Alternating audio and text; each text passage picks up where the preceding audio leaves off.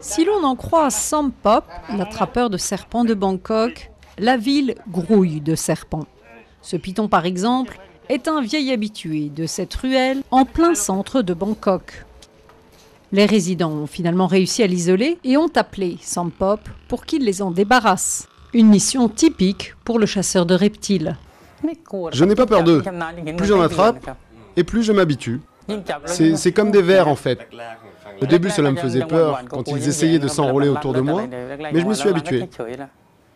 Sampop n'a jamais eu de véritable formation sur ces reptiles dont certains sont dangereux. Mais après en avoir attrapé des milliers, dit-il, il estime savoir de quoi il parle. Sa flopée d'assistants répand ici un produit qui devrait couper aux cobras du coin l'envie de revenir dans les parages. J'ai vu un serpent d'environ 1 mètre de long, de l'épaisseur de mon bras.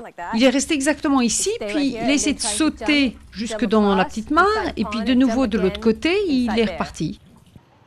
En fait, Sampop fait la chasse aux serpents en plus de son travail de livreur. Lorsqu'il en a plusieurs, il les apporte à une ferme d'élevage spécialisée ou les remet en liberté dans la jungle. Je fais surtout ça pour les serpents, parce que sans moi, les gens les tueraient à coups de bâton. J'aide les serpents.